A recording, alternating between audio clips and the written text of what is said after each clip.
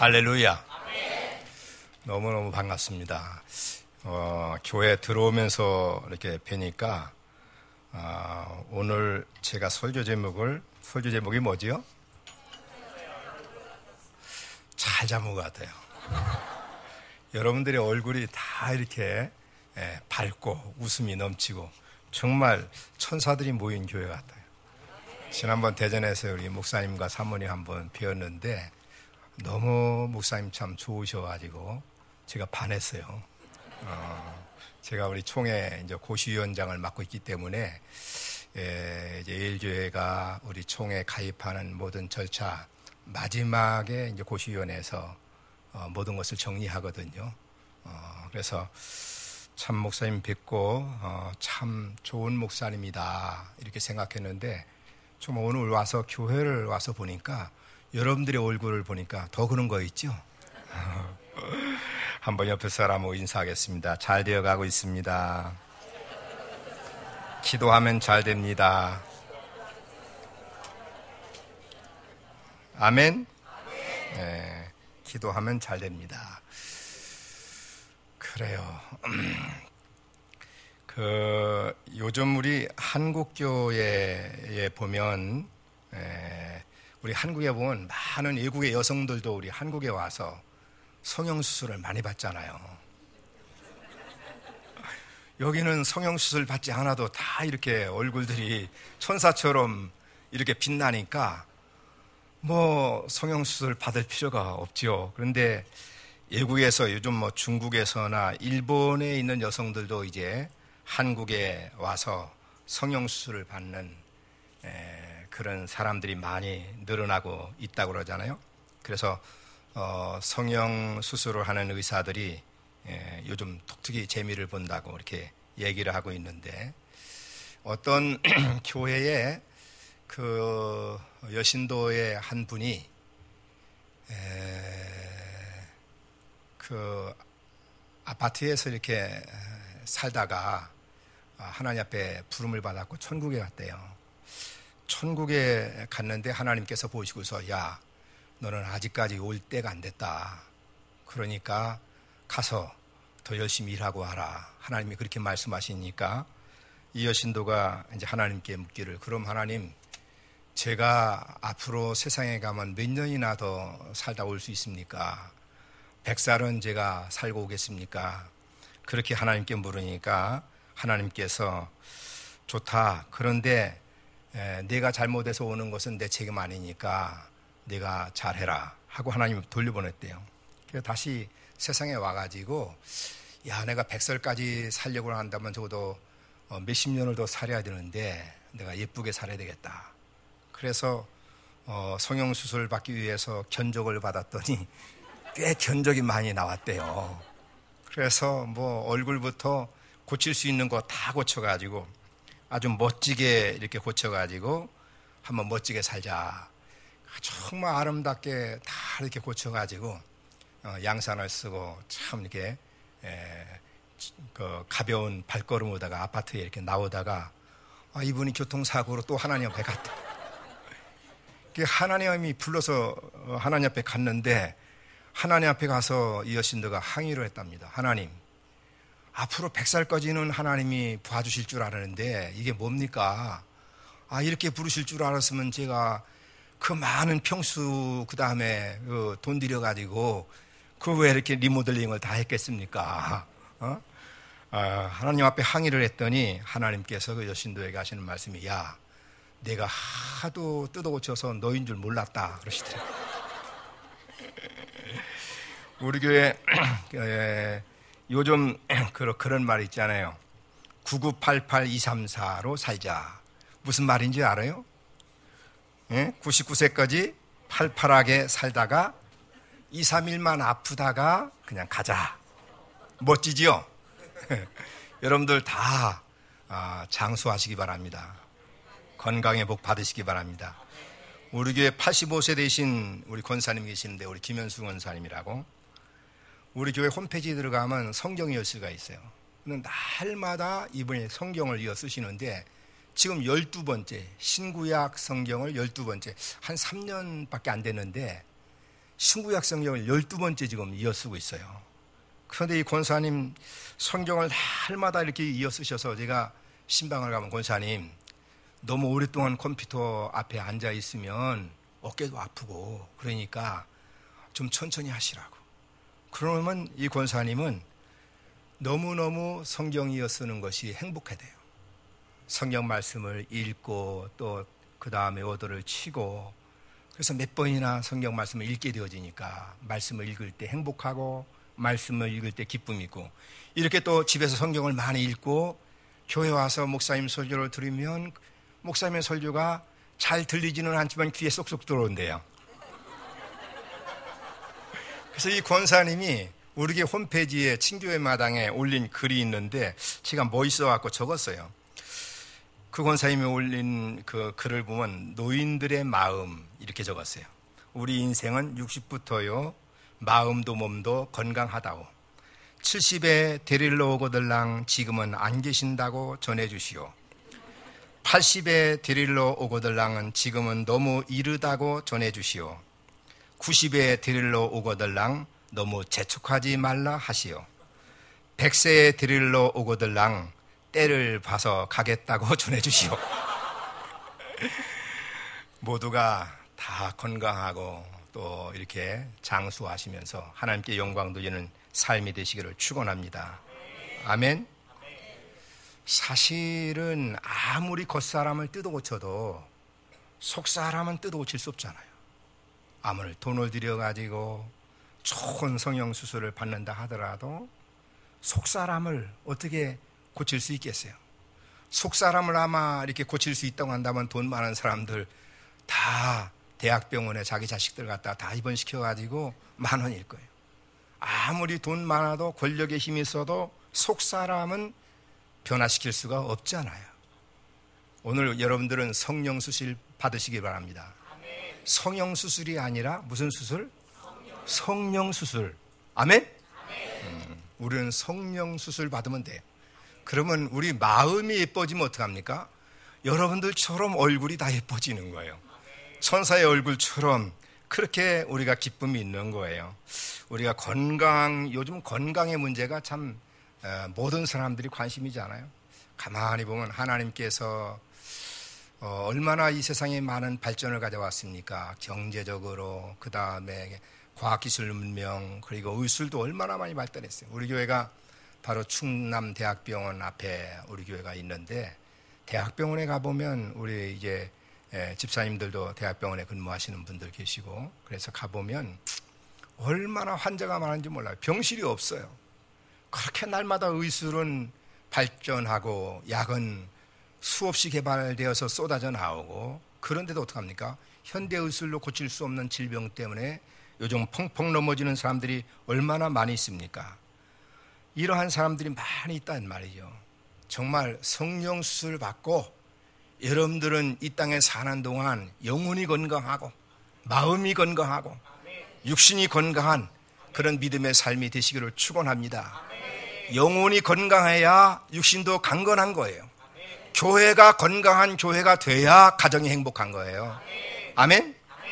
어느 교회 60이 된 여권사님이 몸이 편치 않아 갖고 병원에 갔어요. 진료를 마치고 의사가 진료 카드에 작은 글씨로 소근암 이렇게 쓴 거예요.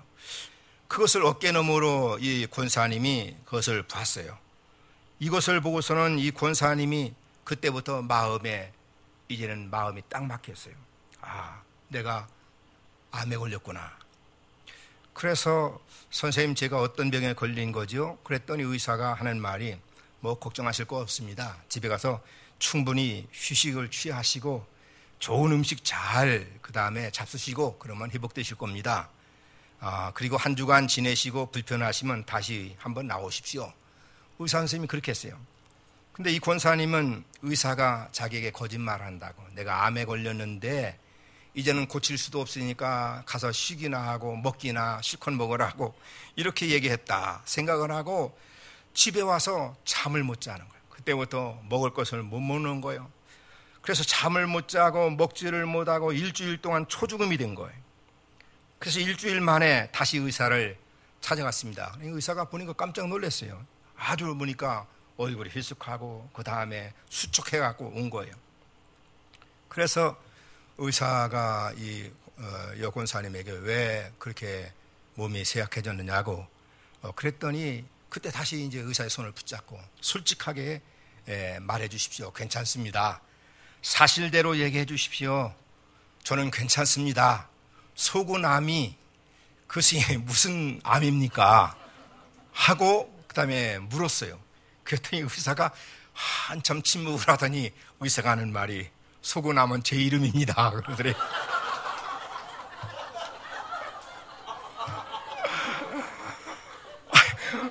의사의 이름을 적는 것을 보고 그 다음에 이 권사님은 자기가 암에 걸렸다고 그래서 그렇게 고생을 한 거예요.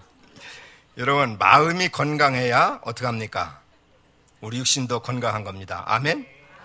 마음이 건강하고 또 우리 영혼이 건강해야 그 다음에 우리 육신도 건강한 삶을 살아가요. 우리 사람의 얼굴엔 80개의 근육이 있다고 그러잖아요. 그 근육을 모두 사용하면 7,000가지의 정도의 표정을 지을 수 있다고 해요. 사람의 얼굴에 한 80개의 근육이 있는데 7,000가지 정도의 표정을 지을 수 있다고 얘기를 하는데, 그런데 사람은 그렇잖아요. 화가 난 표정, 또 심술궂은 표정, 또 무슨 표정이 있을까요? 뭐 울상짓는 표정, 여러 가지 표정이 있죠. 하여간 기왕이면 오늘 저녁같이 여러분들 웃는 표정, 밝은 표정, 미소 짓는 표정, 이런 표정으로 살아가시는 성도들이 되시기를 축원합니다. 오늘 밤에 은혜를 받으시고 오늘 밤에 더욱더 성령 충만함을 받으시고 오늘 밤에 성령 수술을 받으시고 여러분의 마음이 더 건강해지고 마음이 예뻐지고 그래서 마음이 아름다워지고 우리 영적으로 건강한 삶이 되어져서 여러분의 가정과 여러분의 삶이 더 행복한 삶이 되시기를 축원합니다. 사람의 얼굴은 몇 가지로 분류할 수 있는데 첫째는 육체적인 얼굴이 있어요. 이 육체적인 얼굴을 용모라고 그렇게 말하기도 합니다. 이목구비가 뚜렷한 얼굴, 부모로부터 타고난 얼굴. 외모만 치중하는 사람들에게는 참 외모가 이렇게 잘난 얼굴로 부모로부터 태어난 사람 참 행복한 사람이죠. 그런데 이러한 사람들에게 들려지는 말이 있어요. 조금만 잘못하면 어떡합니까? 얼굴값을 한다. 또 더 심한 말은 뭐 공주병, 왕자병, 그 다음에 꼴값한다. 뭐 이런 말도 있잖아요. 링컨은 그런 얘기했어요. 나이가 사람이 40이 되어지면 자신의 얼굴에 대해서 책임을 질 줄 알아야 된다. 사람의 얼굴은 자신의 삶의 내용에 따라서 달라진다는 거예요. 사람은 부모가 준 얼굴을 가지고 세상에 태어나지만 한 40년을 살다 보면 어떻게 합니까? 그 자기 삶의 내용에 따라서 새로운 얼굴이 생겨지게 된다는 거예요. 셰익스피어는 그래서 하나님은 우리에게 선한 얼굴을 주셨는데 사람들이 악한 얼굴로 만들어가고 있다. 그렇게 말했어요. 어린아이들의 얼굴을 보면 다 천진난만하고 아름답고 선하잖아요. 그런데 어른이 되어지면 얼굴이 또 추해지기도 하고 일그러지기도 하고 욕심이 가득한 얼굴로 그 다음에 차고 넘치기도 하고 태어난 얼굴보다도 인생을 살아가면서 하나님의 형상을 잃어버리고 살아가는 그런 모습을 우리가 많이 볼 수 있다. 근심, 걱정, 불안과 불평 그리고 두려움과 불안 이런 걸로 가득 채워진 그런 얼굴들을 볼 수 있어요. 우리 그리스도인의 얼굴은 모두가 좋은 인상을 가질 수 있기를 축원합니다. 옆 사람하고 인사합시다. 인상이 참 좋으시네요.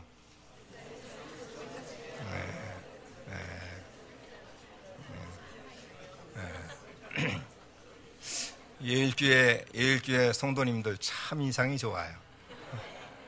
아멘? 은혜가 충만하면 그 다음에 겉으로 나타나는 그런 표현들이 아름다운 거예요. 두 번째는 정신적인 얼굴이 있어요. 육체적인 얼굴이 있는가 하면 정신적인 얼굴. 우리는 이것을 표정이라고 말을 합니다. 이 정신적인 얼굴은 마음의 상태에 따라서 얼굴이 얼굴로 나타나는 거예요. 그래서 얼굴을 가리켜서 마음의 창이라고 이렇게 말을 하기도 하잖아요. 우리 교인의 표정을 보면 그 교회 분위기를 알 수가 있어요. 얼굴은 마음의 거울이기 때문이에요. 마음의 상태가 얼굴에 그대로 나타나는 것을 볼 수 있다는 말이죠. 마음이 즐거우면 어떡합니까? 얼굴이 그 다음에 환하게 빛이 나는 거예요. 멀리서 봐도 얼굴이 환하게 빛나는 사람들은 하나님의 은혜가 충만한 삶을 살고 있다. 또 평안과 기쁨이 넘치는 그런 모습을 볼 수가 있어요. 그러나 마음에 근심이 있는 사람은 얼굴에 어떡합니까? 어두워지잖아요. 은혜 받지 못하고 또 불평하고 원망하고 그렇게 신앙생활하면 어떡합니까? 얼굴이 늘 차가워요. 그리고 얼굴이 그림자가 져 있어요. 뭔가 그늘이 져 있는 모습을 봐요. 마음의 염려와 근심이 있으면 심령이 상하고 얼굴에도 어두운 그늘이 생기는 겁니다. 그러나 많은 사람들이 얼굴의 표정에 많은 투자를 하지만 얼굴의 표정 관리를 잘하려고 노력하지만 그러나 그것은 한계가 있는 겁니다. 정말 마음으로부터 오는 그런 평강, 마음으로부터 오는 하나님이 주시는 평강, 세상이 빼앗을 수 없는 하나님이 주시는 평강, 그 평강이 내 마음을 주장할 때 어떡합니까? 우리 겉사람도 참 아름다워지는 거예요. 표정이 아름다워지는 거예요. 옆에 사람하고 인사하세요. 참 표정이 좋으시네요.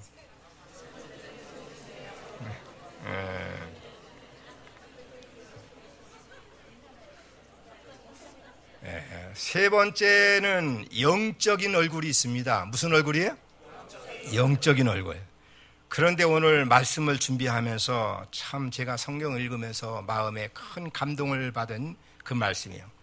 오늘 복음을 전하다가 모함을 당하고 박해를 당하고 핍박을 당하고 그래서 어떡합니까? 가서 이제 재판을 받아야 되고 법정에 서야 되고 이런 스데반, 그 스데반이 공의 앞에 섰을 때 모든 사람들이 오늘 성경 말씀해 보니까 모든 사람들이 볼 때 스데반의 얼굴이 어떻다고 그랬어요? 38절 같이 한번 읽읍시다. 시작. 예수께서 대답하시되 내가 아니죠? 내가 잘못했어요. 사도행전 같이 읽읍시다. 시작.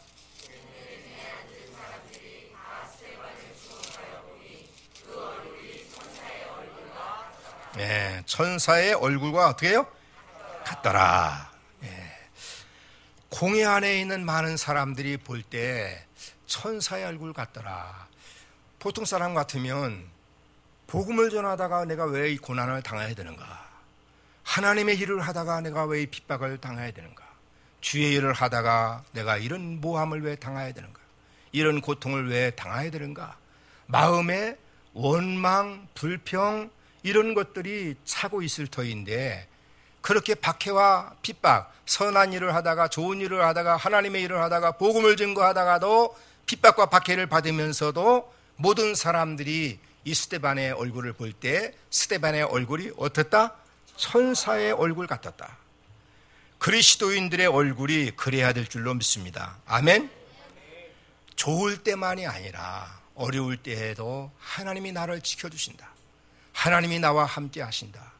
하나님께 대한 신앙 고백과 믿음이 있기 때문에 천사의 얼굴처럼 생각하면 생각할수록 정말 천사의 얼굴처럼 그렇게 하나님의 평강을 누릴 수 있는 그런 믿음의 삶을 살아가시기를 축원합니다. 아멘. 김대중 대통령이 되신 후에 그 기자들과 만나고 이렇게 인터뷰를 하는 가운데 기자들의 입방아에 좀 오르내린 적이 있었다고 그래요. 나는 야한 여자가 좋아 하고 이렇게 얘기를 하셨다고 그러는데 한 잡지사가 인터뷰에 조금 그 야한 이야기라고 해가지고 그래서 나는 야한 여자가 좋다 그걸 기사로 이렇게 썼어요. 그래서 이제 청와대에서 이희호 여사께서 가만히 그걸 보니까 가만히 있을 수가 없어가지고 그래서 이제 남편 되시는 대통령에게 아무리 대통령이시지만 정말 그 이희호 여사가 하시는 말씀이 그 제목을 보고 그 다음에 하시는 말씀이 이제 나이가 많이 잡수신 분이 그 경고한 그런 말씀을 그 다음에 하시면 되겠느냐고, 말씀을 좀 삼가해서 잘 하셔야지, 점잖하게 하셔야 되지, 그런 말씀 하시면 되느냐고 그렇게 얘기를 했대요. 그랬더니 김대중 대통령이 딱 이렇게 말씀하시기를, 그 잡지사 기자가 띄어쓰기를 잘못했네. 띄어쓰기를 잘못한 거야. 그러면서 하시는 말씀이, 띄어쓰기를 잘못해서 그런 거지. 나는 야 한 여자가 좋더라. 나는 야 한 여자가 좋더라 이렇게 했는데 왜 그걸 띄어쓰기를 잘못해가지고서 그렇게 실렸느냐고 이렇게 말씀했대요. 어떤 상황에서도 우리가 서로 이렇게 웃음을 주고받을 수 있는 거. 아멘. 네. 우리가 뭐 은혜스럽고 좋을 때는 다 좋은 말만 오고 가잖아요. 아주 마음이 상하고 또 어려운 일을 만나고 스데반처럼 그 박해받는 상황, 핍박받는 상황, 억울한 상황이 왔을 때 해도 정말 천사의 얼굴처럼 우리가 이렇게 나타낼 수 있는 그 그리스도인의 삶, 이것이 참으로 성숙한 삶이다. 우리가 본받아가야 할 삶이다. 아멘. 살면서 우리가 해야 될 말이 있어요. 한번 따라서 힘내세요. 요즘 힘들 때인데 가정에서도 때론 아내의 손을 잡고 아내가 남편의 손을 잡고 여보 힘내세요. 당신은 할 수 있어요. 이 말 한마디 때문에 어떡합니까? 지난날의 모든 고생과 어려운 거 다 잊어버리고 또 승리하는 삶을 살아갈 수가 있는 거예요. 다음에는 한번 따라하세요. 걱정하지 마세요. 그 말을 들을 때 어떡합니까? 걱정이 다 사라지는 거예요. 지금까지도 하나님이 지켜주셨잖아요. 지금까지도 하나님이 인도하셨잖아요. 당신은 반드시 하나님이 승리하게 하실 거예요. 당신은 반드시 하나님이 성공하게 하실 거예요. 걱정하지 마세요. 우리 가정에서도 우리가 어려울 때일수록 어떡합니까? 정말 이렇게 격려하고 위로해주는 말을 많이 해야 되는 거예요. 아멘? 때로는 따라하세요. 감사합니다. 우리는 정말 이 감사하다고 하는 표현을 우리가 많이 할 수 있도록 우리 하나님 앞에도 그렇고 우리도 성도들 간에도 피차가 우리가 감사함을 늘 표현할 수 있는 그런 말. 다음에는 따라서 사랑해요. 제가 어느 목사님이 그 한국의 교회 여신도들 한 8,000명 모이는 그 세미나에 가고 그 다음에 물어봤대요. 지금까지 늘 그 다음에 남편에게 사랑한다고 하는 그런 고백을 들으면서 살아온 사람들 한번 손들어 그랬더니 반도 안 들더래요. 그러니까 한국의 그 여성들은 남편들에게 사랑한다고 하는 고백을 그 다음에 듣지 못하고 살아가는 사람들이 많다. 서양 사람들은 그렇지 않잖아요. 사랑하지 않는다고 하는 고백을 하는 것도 이혼의 사유가 된다고 해요. 유럽에서는. 그러니까 우리는 사랑한다고 하는 표현을 가정에서도 많이 해야 됩니다. 아멘. 제가 아이들 3남매를 키웠는데 우리 막내가 이제 그 여시가이인데 사춘기 때 방문 딱 걸어 잠그면요. 그 다음에 열지도 안 하고 말도 안 하려고 하고 막 그런 거예요. 그런데 저걸 어떻게 그 사춘기를 잘 지내게 해야 될까? 그랬을 때 제가 이렇게 집에서 마루에 나오고 그러면 어깨를 탁 끌어안아주면서 막내가 솔몬이거든요. 솔몬아 아빠가 사랑한다 하고 탁 한 번씩 끌어주는 거. 근데 그때부터 아이가 얼굴이 펴지는 거예요. 그 사춘기를 아주 잘 지냈어요. 가정에서도 사랑한다라고 하는 말, 우리 자녀들에게도 사랑하지요. 그러나 표현하면서 살아가는 거. 이 사랑한다고 하는 말이 우리 가정을 행복하게 만들어갈 수 있다. 아멘? 아멘. 교회 안에서도 마찬가지입니다.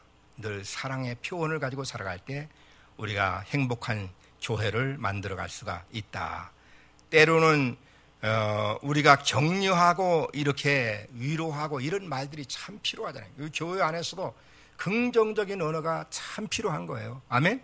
아멘. 긍정적인 언어. 따라하세요. 긍정적인 언어. 긍정적인 언어를 사용할 때 하나님은 역사하십니다. 성경 전체를 보세요. 긍정적인 언어를 사용할 때 하나님이 역사하시고 축복해 주시는 거예요. 부정적인 언어를 사용할 때 하나님이 역사하지 않습니다. 그래서 교회 안에서도 늘 긍정적인 언어를 많이 사용하시기를 바랍니다. 우리 담임 목사님 참 멋지다고. 그래서 얼마나 멋져요. 그럴 때는 박수 한번 치는 거예요. 그래서 성도들은 어떻게 합니까? 늘 담임 목사님 자랑. 그랬을 때 어떻게 합니까? 교회가 부흥되는 거예요. 우리 예일교회는 참 좋은 교회라고, 정말 너무나 은혜스러운 교회라고 교회를 자랑할 때 어떻게 합니까? 이 지역사회에 있는 사람들이 한 번 가보고 또 가보고 또 가보고 싶은 교회가 되는 거예요. 아멘? 그런데 우리가 부정적인 언어를 사용해 보세요. 그러면 어떡합니까? 내 자식들도 어떡합니까? 부모가 이렇게 싫어하고 그다음에 잘못된 얘기를 하는데 그 교회를 왜 가고 싶겠어요?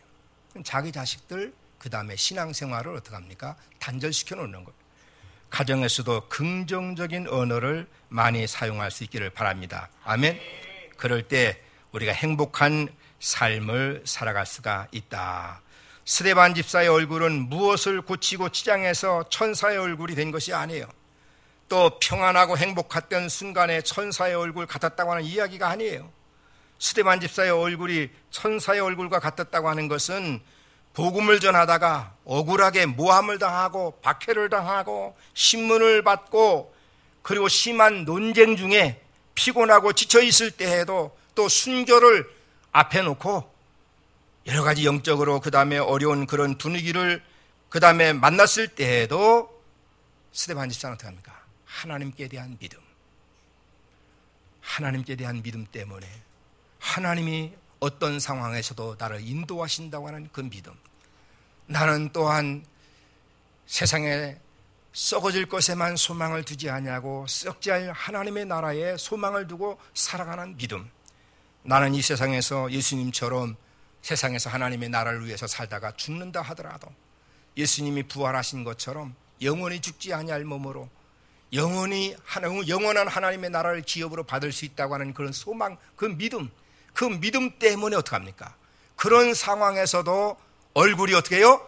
천사의 얼굴처럼 빛났던 거예요. 아멘? 공회 중에 앉은 사람들이 다 스데반을 주목하여 보니 그 얼굴이 천사의 얼굴 같았더라. 아멘? 이 신갈 용인에 있는 시민들이 예일교회 성도들의 얼굴만 바라보면 이 교회의 성도들의 모든 삶은 천사의 얼굴과 같다. 이렇게 이 교회가 이런 좋은 소문이 날 수 있는 교회가 될 수 있기를 축원합니다.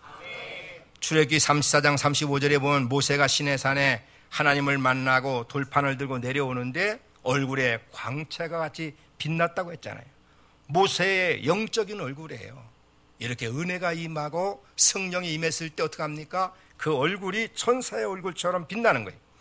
창세기 4장 5절에 보면 가인과 아벨이 예배를 드리는데 하나님이 아벨의 제물은 받으시고 가인의 제물은 받지 않으시니까 가인이 몹시 분하여 뭐가 변했다고 했어요? 안색이 변했다고 했어요. 영적인 얼굴이 변하는 거예요. 사랑하는 성도 여러분, 예수 믿는 사람들은 어떤 얼굴을 가져야 될까요? 우리는 어떤 얼굴을 가져야 될까요? 우리 중에 성형수술에 관심이 있는 분들도 있을 수 있을 거예요. 제법 면적이 많이 나온다고 걱정하시는 분들도 있을 수 있을 거예요. 여러분, 그러나 우리는 성형수술 받으러 갈 필요가 없습니다. 영적인 얼굴을 가져야 됩니다. 아멘? 영적인 얼굴은 하나님과의 관계가 바로 회복되어지면, 우리가 하나님 앞에 은혜를 받고 성령으로 충만함 받으면 영적인 얼굴은 우리가 새로워지는 겁니다. 천사처럼 그 다음에 빛나는 그런 얼굴을 가지고 살아갈 수가 있는 것입니다. 아멘? 천사의 얼굴은 어떤 얼굴일까요? 천사의 얼굴, 스데반 집사가 얼굴이 천사와 같았더라 했는데 천사의 얼굴은 어떤 얼굴일까요? 정말 아주 멋진 얼굴, 잘생긴 얼굴, 우리 목사님처럼 이렇게 멋진 얼굴. 응? 본문에 나온 공회 회중들이 스데반에 보면서 천사의 얼굴과 같았다 했는데 박해와 핍박받는 가운데서도 천사 얼굴 같았다고 하는데 천사 얼굴 어떤 얼굴이에요? 아주 얼굴이 잘생긴 얼굴? 아마 그때 천사의 얼굴 같았다라고 하는 그 말은 그런 상황에서도 공회에 있는 사람들이 스데반을 바라볼 때 아무런 근심이 없이 그 얼굴에 평안이 가득한 얼굴. 아멘? 정말 그 평화로운 얼굴, 그런 얼굴을 가졌지 않았을까? 그런 얼굴이었을 거예요. 응? 정말 그런 고통 가운데, 어려움 가운데서도 불평과 원망과 근심과 걱정과 불안이 아니라 정말 그 얼굴에 평안이 넘치는, 평화가 넘치는, 평강이 넘치는 그런 믿음의 얼굴을 가졌다. 이런 얼굴을 보고서 어떡합니까? 천사의 얼굴 같았다. 이렇게 말했을 거예요. 사실 스데반이 천사와 같은 얼굴을 하는 것은 쉽지가 않았던 상황이잖아요. 전도하다가 붙잡혀서 그렇게 고통을 당하고 괴로움을 당하고 핍박을 당하고 그랬을 때 분노하고, 그리고 어떡합니까? 따지고 불평하고 원망하고 화가 나고 그런 얼굴을 가지기가 쉽지, 어떻게 그 얼굴에 평강이 넘친, 평안이 넘치는 그 얼굴을 가질 수 있었겠어요? 여러분, 그 얼굴을 가질 수 있는 힘은 어디서 온 걸까요? 영적인 힘입니다. 아멘? 영적인 힘이에요. 물질적인 힘이 아니에요. 세상의 어떤 권세로 주는 힘이 아니에요. 영적인 힘이에요. 그 마음에 세상에 빼앗을 수 없는 하나님이 주시는 평안, 그 평안으로 가득 차 있는 그 마음, 그 마음에서 얼굴에 나타나는 표정, 그것이 어떡합니까? 모든 사람들이 바라볼 때에도 저 사람은 저 걱정과 근심할 수밖에 없는, 분노할 수밖에 없는, 원망하고 불평할 수 없는 그런 상황에서도 얼굴에 평강이 넘치고 평안이 넘치는 그런 모습을 가졌다. 놀라운 일이 아닐 수 없어요. 오늘 여러분들도 은혜를 받으시고 천사와의 얼굴 같은 그런 얼굴로 살아가시기를 축원합니다. 오늘 우리가 살아가는 세상도 보면 여러 가지 걱정과 근심, 또 불안과 두려움, 그리고 또 때로는 원망과 불평, 여러 가지 풍랑을 만날 때도 있잖아요. 그러나 그때에도 스데반 집사 마음속에 있는 하나님께 대한 믿음과, 그리고 그 마음속에 하나님이 함께 하신다고 하는 믿음과 영생에 대한 그런 구원에 대한 확신을 가지고 살아갈 때 세상이 빼앗을 수 없는 그런 평강이 그 마음을 주장했던 것처럼 오늘 여러분들에게도 그런 하나님의 평강이 여러분의 심령 속에, 여러분의 영혼 속에 넘치시기를 축원합니다. 그래서 심령이 건강하고 영혼이 건강하고 마음이 건강함으로 여러분의 얼굴에 항상 웃음꽃이 넘치는 그런 삶이 되시기를 축원합니다. 아멘.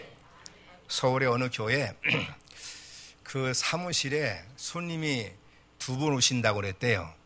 한 분은 그 교회가 이제 뭐 소외당한 그 계층에 있는 소녀 가정도 이렇게 많이 도와주고, 독거노인들도 많이 도와주고, 그러니까 시청에서 그다음에 시에서 경찰서에서 요즘 뭐 기독교에 대한 동향, 종교에 대한 동향 보고를 그다음에 알기 위해서 정복과 형사들이 그 교회를 방문한다고 했대요.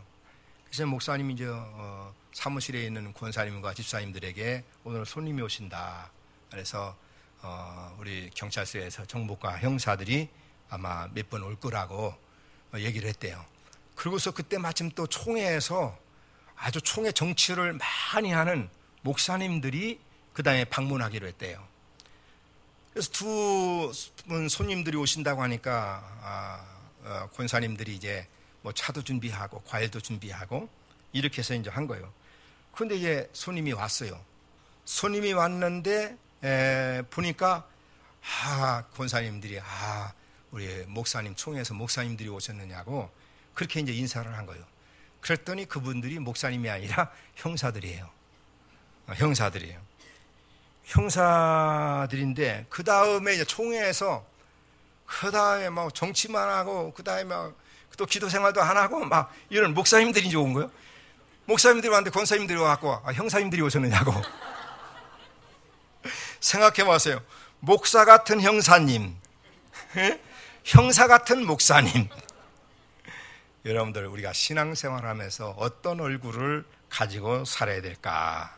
스데반 집사와의 같은 그런 얼굴을 가지고 사시기를 축원합니다. 스데반 집사가 천사와 같은 얼굴을 가진 비결이 뭘까? 오늘 8절에 있는 말씀은 스데반이 은혜와 권능이 충만하여 하는 말씀이 있어요. 따라하세요. 은혜와 권능이 충만한 사람이었다. 아멘? 초대교회 집사의 자격은 하나는 성령이 충만한 사람, 두 번째는 지혜가 충만한 사람, 세 번째는 칭찬받는 사람, 이런 사람이었잖아요. 이런 집사가 스데반 집사는 그런 집사의 자격을 가진 사람이고 또 그에게 뭡니까? 은혜와 권능이 충만했다. 은혜란 말은 뭡니까? 하나님이 우리에게 값없이 베풀어 주시는 것을 말하잖아요. 스데반 집사는 정말 자기가 죄값으로 인해서 예수님이 받아야 될 그런 십자가 사형틀, 그런 형벌, 그런 영원한 저주, 이러한 죄값으로 인한 심판을 받아야 될 자기 자신이 정말 하나님의 은혜래, 하나님의 사랑, 예수님의 십자가의 보혈의 피로, 그래서 자기가 속죄함 받고 구원받은 감격, 기쁨, 그 하나님의 은혜를 생각할 때 정말 죽어도 살아도 주를 위해서 살고 싶은 그런 마음이 마음속에 차고 넘치는 거예요.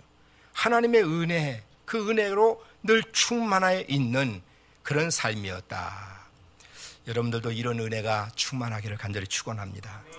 예?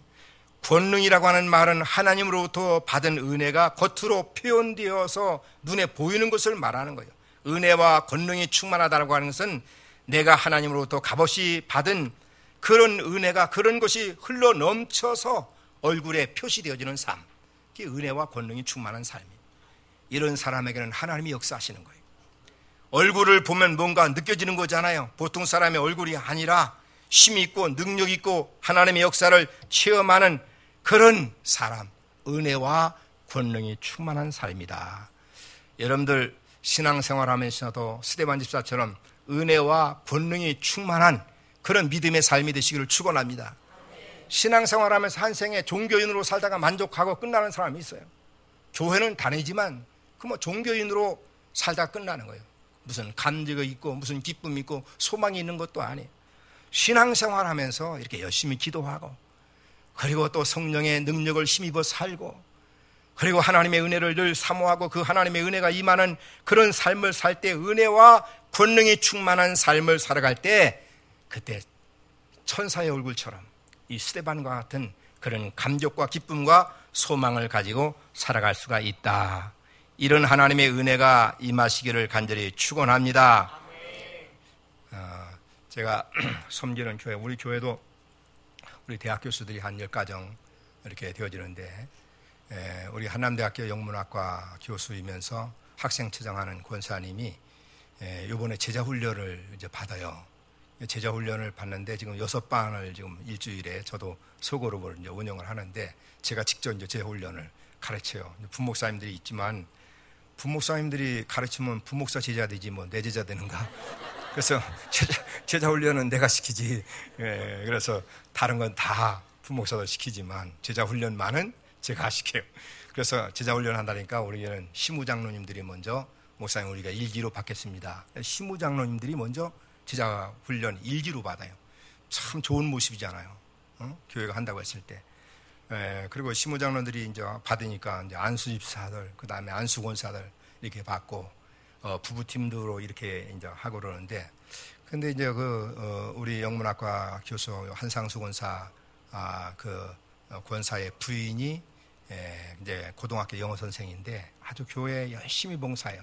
우리 중등부 교사로 있으면서. 그런데 이제 학교 사실 교직에 있으면서 또 이제 주중에 또 시간 내 가지고 저녁에 와서 제자 훈련 받는다고 하는 것이 쉽지가 않잖아요. 그런데 자기만 훈련 받는 것이 아니라 남편도 같이 받고 싶어 하는 거예요. 부부팀을 이제 한 팀 이제 모집을 했으니까. 그래서 목사님이 자기 남편한테 좀 권면 좀 해달라는 거예요. 자기 남편도 좀 제자 훈련 받을 수 있도록. 그런데 사실 권면한다고 되는 겁니까? 그래도 권면하라고 하니까 목사가 약하잖아요.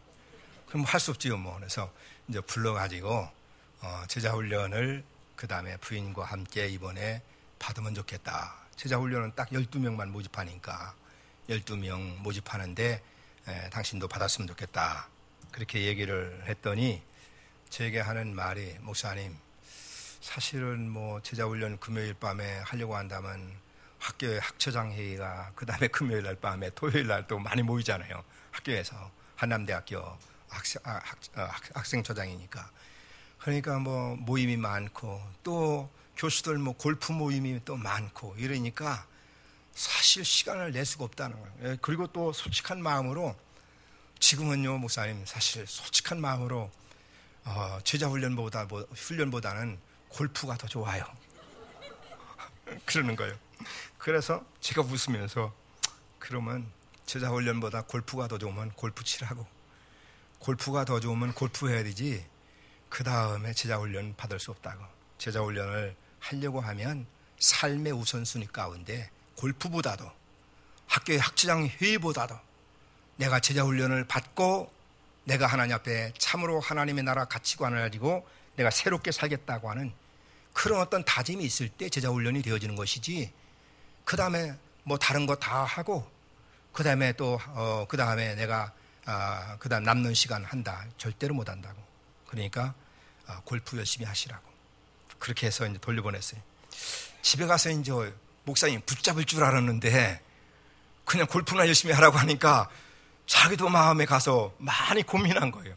고민해가지고 부인하고 그 다음에 의논해가지고 제자 훈련을 하기로 하고 참여를 했어요. 아니나 다를까 그 다음에 첫 번째 시간에 그 금요일 날 밤에 이제 7시 반에 모이는데 저 오산 어디 골프장에 뭐 이렇게 골프 모임이 있어서 갔다가 오후에 이렇게 오는데 차가 막히니까 한 30분 늦은 거예요. 30분 늦어서 허덕거리고 왔어요. 우리는 뭐 지각하면 벌금 내야 되고 결석하면 3만 원 또 그다음 벌금 내고 어김없이 2번 결석하면 그 다음에 뭐 수료가 유보되어지고 졸업 유보되어지니까 뭐 2번 결석하면 졸업은 안 되는 거다 하고 얘기를 하니까 그게 이제 빠질 수가 없잖아요. 뭐 돈은 지각하면 돈은 내야 되지만. 근데 이제 참여를 하고 지금 이제 1학기 마치고 이제 2학기 하는데 지금은 성경 공부하면서 이제 고백을 이렇게 하잖아요. 하면 지금은 이제 그런 고백을 하는 거예요. 목사님, 제가 목사님한테 처음 말씀드린 것이 부끄러운데 이제는 골프 모임보다 제자 훈련이 더 좋고요. 그 다음에 학교에 많은 모임이 있지만 많은 모임에 가면 뭐 어떡합니까? 권산대도 많은 모임에 가면 어떡해요? 뭐 가면 또 1차도 가고 2차도 갈 수 있죠. 이게 학교 그 다음에 그 학주장 회의라고 하는 거죠. 거기가 기독교 대학교인데도 그렇잖아요. 그런데 그 다음에 제자 훈련 때문에 모든 모임을 어떻게 합니까? 다 유보하고 제자 훈련에 오는 거예요. 그러니까 지금은 너무 좋다는 거예요. 금요일날 제자 훈련하는 것도 좋고. 그래서 한 번은 그 학생처장이 주관하는 뭐 그 다음에 교수들하고 학생들 그 다음에 임원들 간부들 하고 이렇게 식사하는 모임인데 이건 뭐 학생처장이 주관하는 모임이니까 그런데 이제 금요일날 성경 공부 시간이 된 거예요. 끝까지 있어야 되는데 총장님한테 오늘 저녁은 목사님에게 제자 훈련 받는 약속된 시간입니다 하고 메모를 이렇게 보냈어요. 그랬더니 총장님이 그 다음에 얼른 가라고. 그래서 그렇게 하면서 이제 왔다고. 제자 훈련을 받으면서 가치관이 달라지는 거예요. 세상적인 가치관을 가지고 살아왔던 것이 정말 하나님의 나라 가치관을 가지고 세상을 바라보고 그 다음에 삶을 바라보니까 내가 왜 살지? 내가 무엇을 위해서 살지? 내가 남은 생에 살아가는 목적이 무엇이? 내가 무엇을 하다가 어떻게 하나님 앞에 설 것인가? 그 하나님의 나라 가치관으로 살아가면서 삶이 달라지는 거예요. 여러분들 은혜가 충만한 삶이 되시기를 축원합니다. 그리고 지혜와 성령으로 말하는 사람이었다. 9절에 보면 여러 지역의 이름이 나오고 있어요. 그 각 지역에 있는 사람들의 스데반과 논쟁이 일어났어요. 왜냐하면 자기들의 종교가 위험을 당하게 되어지니까 이 스데반과 성령을 무너뜨리기 위해서 논쟁을 벌였어요. 그런데 오늘 성경을 본 그 사람들이 스데반에게 상대가 되지 않았어요. 스데반을 무너뜨리려고 작심을 하고 계획적으로 달려왔지만 말솜씨, 그 다음에 철학이면 철학, 율법이면 율법에 대해서 실력파들이 그 다음에 와서 스데반과 논쟁을 했지만 그 다음에 그 논쟁에서 스데반을 이길 수가 없었다고 했어요. 당할 사람이 없었다고 했어요. 그 비결이 뭡니까? 10절에 있는 말씀이에요. 10절 한번 읽어보세요. 시작.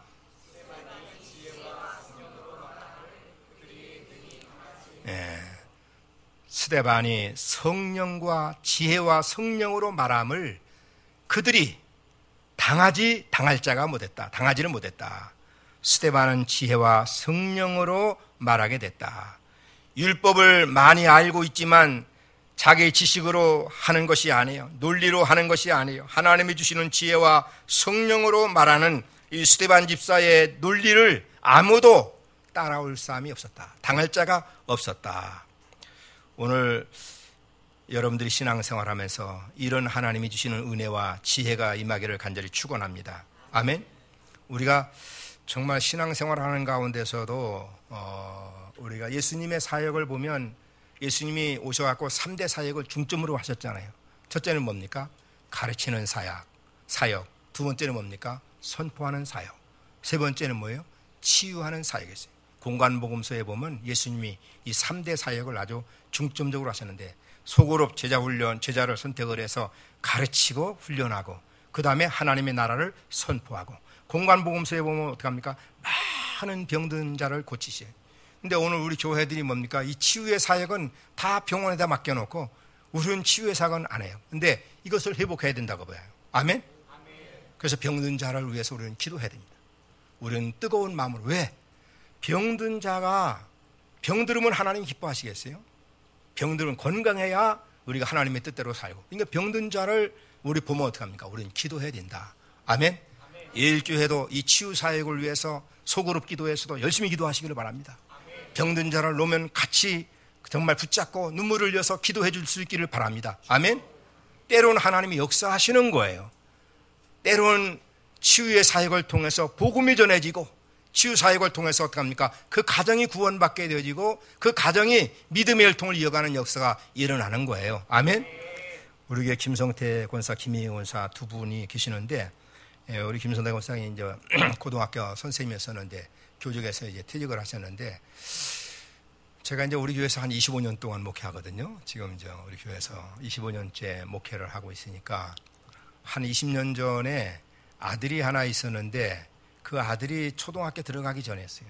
그런데 이 아들이 질병이 있어요. 뭐냐 하면 간질 이 병이 있어가지고 이 병 때문에 밤에 아무리 깨워서 소변을 이렇게 눕게 하고 그래도 잠을 자면서 늘 지도를 그려놓는 거예요. 그러니까 이게 얼마나 고통스럽습니까? 매일 그러니까. 그래서 충대 병원의 담당 교수에게 그 다음에 정해놓고 매주마다 그 다음에 약을 타다가 한 주간씩 계속 먹는 거예요. 계속 약을 먹는 거예요. 그래도 이제 계속해서 밤마다 지도를 그려놓으니까 그때 남편이 교회 집사였지만 아들을 바라볼 때 이 자식이 정말 사람 구실을 하겠느냐 낙심이 돼가지고 때로는 술을 마시고 와가지고 그 다음에 부인에게 그 다음에 투정도 하고 그러니까 이 부인이 괴로운 거예요. 제가 찾아와서 목사님 정말 너무나 괴롭다고 어찌하면 좋으냐고 그렇게 상담을 하는 거예요. 목사가 할 말이 뭐 있겠어요? 목사가 할 말이 이제 병원에서 최선을 다했으면 뭐 하라? 기도하라. 하나님 앞에 기도하라. 이제 하나님 앞에 정말 맡기고 기도하라. 그리고 이제 기도를 하라고 했는데 기도 이제 하지만 그렇게 뜨겁게 기도하기가 쉽지 않잖아요.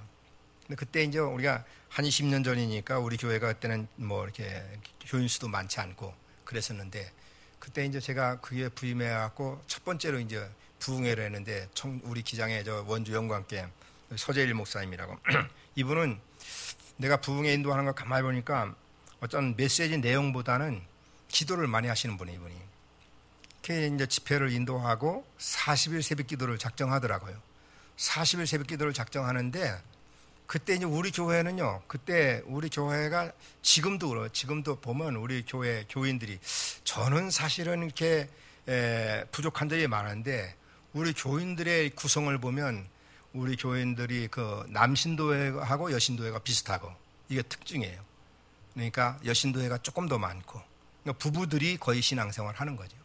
그리고 또 이제 다 연구소나 교직이나 이렇게 공직 생활에 있는 분들이 많으니까 이분들이 또 외국에서 생활하고 이렇게 해가지고 새벽 기도라고 하는 것은 해본 일이 없었어요. 그때 20년 전에. 그냥 새벽 기도를 40일 작정하는데 새벽 기도 하기가 쉽지 않잖아요. 안 해본 사람들이. 40일 새벽 기도를 이제 시작을 했는데 40일 새벽 기도를 하면서 이분들이 은혜를 받는 거예요. 아, 새벽 기도 하니까 이렇게 좋은 것이구나. 사실 우리나라가 이 밤 문화를 청산하고 새벽 문화를 만들어야 돼요. 아멘? 모든 반문화가 어떻게 합니까? 다 타락하는 거고 병들게 하는 거예요. 이 반문화를 학생들도 전부 밤에 뭐 공부한다고 그러지만요, 밤 2시까지 무슨 공부가 됩니까? 새벽에 일어나면 어떡합니까? 몽롱해가지고 학교 가면 다 잠자고. 이 아침형의 인간을 만들어야 돼요. 새벽형의 인간을 만들어야 돼요. 밤에 적당한 시간에 잠자게 하고 새벽에 일어나서 기도하게 하고, 그리고 하루에 맑은 정신을 가지고 학교 가서 공부하고, 그것이 훨씬 더 그 다음에 공부를 잘할 수 있는 비결입니다. 아멘? 이 새벽 문화를 만들어야 되는데, 새벽 기도하면서 이분들이 은혜를 받는 거예요.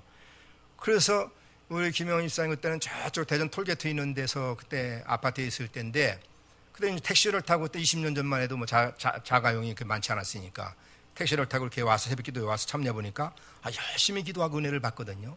거기서 자기가 택시를 타고 매일 나올 수도 없고 가끔 택시를 타고 나와서 기도를 했어요.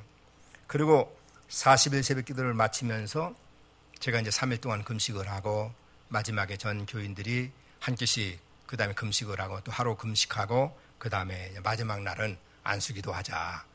그래서 40일 새벽 기도 하신 분들이 그 다음에 안수기도도 처음 받은 분들이 많을 거예요. 우리 뭐 이제 우리 은퇴를 하셨지만 우리 한남대학교에 그 다음에 교수로 계시는 우리 이병주 장로님도 이제 한남대학교 총장 출마도 하시고 그런 분인데, 그런 분들이 아마 안수기도 처음 받으셨을 거예요, 아마.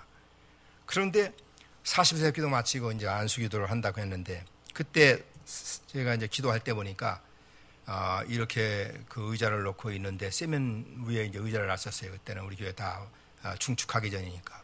근데 그때 11월 한 말쯤 됐는데 춥잖아요. 12월 초쯤 아마 됐을 거예요. 마지막 했으니까.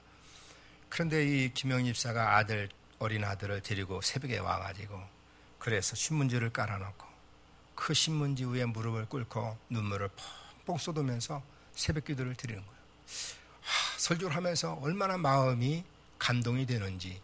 그러니까 이제 새벽 기도 마치고 안수 기도를 하는데, 맨 처음에 어머니의 머리에 손을 얹고 제가 간절히 기도하면서 제 눈물이 그 어머니 머리에 떨어지고, 그 어머니는 한없이 눈물이 자기 손등에 떨어지고 아들을 끌어안고 기도해주고, 그래서 새벽 기도를 마치고 갔어요. 한 5일쯤 한 6일쯤 됐는데 전화가 왔어요. 전화가 왔는데, 목사님 기적이 일어났다고. 뭐냐 하니까 우리 아들이요 지도를 안 그렸어요. 근데 지도를 안 그린 게 오줌 안 싼 것이 너무나 기뻐가지고 안수를 받고, 그 이튿날 자기 남편하고 막 춤을 췄대요. 그런데 그럼 왜 목사님한테 이때까지 전화 안 했느냐고. 그런데 너무나 기쁘고 하나님의 은혜로 됐다고 생각하는 것을 믿음을 갖지만, 그래도 마음 한 구석에 또 목사님에게 전화했다가 또 며칠 있다가 싸면 어떡하는가 걱정이 돼가지고 전화를 한 5일 동안 연속으로 안 싸니까 이거 하나님이 치료해 주셨다 확신이 돼가지고 전화를 한 거예요. 그래서 하나님이 주신 은혜를 의심하지 말고 믿으라, 간증하고. 그랬더니 이제 그 다음 주간에 충대병원에 담당 교수한테 이제 아이를 데리고 간 거예요. 그 의사가 다시 한번 진찰하자고 다 진찰을 하더니 고개를 가우땅깨부땅 하더니 이제 약을 끊어도 되겠다고, 약을 이제 안 먹어도 되겠다고 의사가 그렇게 처방을 해요. 그러니까 그 김영훈 사가 막 손뼉을 치고 손을 흔들고 눈물을 흘리면서 할렐루야 하나님 감사합니다 하고 막 소리를 쳤대. 가만히 생각하니까 자기가 미친 사람 같더래. 지금까지 계속 치료해준 교수에게는 한마디 감사하다는 얘기 안 하고 그 앞에서 하나님 할렐루야 감사마 하고 막 울고 소리셨으니까. 그래서 이제 한참 그러다가 교수님에게 너무 감사하다고 그러는데, 사실 우리 아들은 하나님이 치료해 주셨다고 기도받고 우리 아들이 이렇게 그 다음에 좋아졌다고. 그러니까 교수님이 고개를 끄덕끄덕하면서 신앙생활 잘하라고. 그전만 해도 그 부부의 신앙생활은 정말 주일 한 번 예배드리면 잘 드리는 거예요. 주일 한 번 예배드리면 그 다음에 끝나는 신자예요. 그런 하나님의 은혜를 체험한 다음부터 평생 동안 그 아들이 지금 고려대학교 졸업하고 지금 우리 그 세무사 시험 받고 합격을 했어요. 그래서 삼성 이쪽에 지금 회사에 지금 이쪽 아마 감리사 세무사 이쪽으로 그 다음에 그 취업해서 있는데, 수원에 있는데 지금까지 한 번 재발한 일이 없어요. 그때 은혜를 받고. 그러니까 이 부부는요 평생 동안 그 은혜가 감사한 거예요. 그 은혜를 체험한 것 때문에 자기들이 옆길로 가지를 않아요. 지금도 수요일 밤 예배 꼭 드리고, 지금도 구역장 사명을 잘 감당하고, 그 다음에 딸 결혼시킬 때 해도, 그 다음에 믿음이 첫째고, 신앙은 양보하잖아요. 그때부터. 그런 체험이 있기 때문에 하나님이 때로는 치유의 그런 은혜를 통해서, 사역을 통해서 또 합니까? 그 가정에 구원의 확신을 주고 믿음의 열통을 이어가게 하고, 믿지 않은 가족들이 회개하고 예수님을 영접하게 하고. 아멘? 이런 능력과 역사가 이 교회에 일어나기를 간절히 축원합니다. 우리는 모두가 스데반 집사처럼 하나님 앞에 은혜를 받고 믿음으로 살고, 그래서 하나님께 영광 돌리는 그런 믿음의 삶이 되시기를 축원합니다. 미국의 한 도시에 우리 관광을 간 분들이 주일날이 들어와가지고 그 다음에 이제 교회에서 예배를 드리려고 하는데 교통순경이 있더래요. 그래서 교통순경한테 여기 우리가 예배를 드리려고 하는데 여기 가까운데 어느 교회가 있느냐 했더니, 그 교통순경이 한참 이렇게 설명을 하면서 그 다음에 길을 건너가지고 한 뭐 1km쯤 이렇게 가서 그 예배당을 가르쳐 주더래요. 보니까 그 옆에도 예배당이 가만히 보니까 있는데 그 먼 데를 가르쳐 주더래요. 그래서 왜 그러냐 이제 물었대요. 왜 옆에도 이렇게 예배당이 있는데 저 먼 교회를 우리에게 가르쳐 주느냐. 그랬더니 이 교통순경이 하는 말이, 나는 교회는 안 다니고 나는 그 신앙은 없지만, 그런데 내가 이렇게 길거리에서 늘 사람을 만나면서 보는데 주일날 예배를 드리고 나오는 교인들의 얼굴이, 저 교회 교인들이 보면 다 웃음꽃이 피어있고, 그 다음에 얼굴에 기쁨이 있고 얼굴에 평강이 있고 사랑스러운 모습이 있고, 그래서 자기 마음속에 나도 교회를 다닌다면 저 교회에 다녀야 되겠다, 그런 마음이 들어서 그렇게 안내를 해줬다고. 할렐루야. 천사의 얼굴처럼 그렇게 빛나는 얼굴들 되시기를 축원합니다. 예일교회가 은혜를 받고, 오늘도 여러분들 얼굴이 다 좋은 얼굴이지만 이 스데반 집사처럼 정말 천사의 얼굴처럼 이 얼굴을 가지고 살아가는, 우리 가정에서도 천사의 얼굴이 되어지고, 직장에 가서도 이 천사의 얼굴이 되어지고, 우리 사회 전체가 천사의 얼굴로 바꿔가는 이 하나님의 나라를 이뤄가는 그런 예일교회가 되어서 지금까지도 하나님께 영광을 돌렸지만 더 많은 영광을 돌리는 예일교회가 되시기를 축원합니다. 여러분들 우리 교단에 가입되어진 거 정말 축하드리고, 아멘? 우리 기장교단이 참 멋진 교단입니다. 아멘? 우리 정말 여러분들 축하드리고, 앞으로 또 우리 교단에 가입돼서 여러분들 교회가 더 영적으로 성숙하고 교회가 더 부흥되어지고, 그리고 또 민족과 역사의식을 갖는 그런 또 교회가 되어지고. 이제 과거에는요, 이게 외국에 나가면 이렇게 총회가 있잖아요. 외국에 세계 유럽이나 그 다음에 영국이나 미국이나 뭐 독일이나 이렇게 총회장들이 총회에 참석을 하면 한국에 큰 교파들 많잖아요.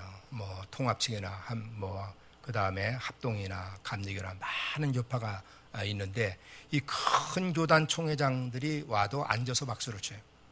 그런데 기장 총회장이 오면 모든 회원들이 다 일어나서 박수를 쳐요. 그 왜 그런지 아세요?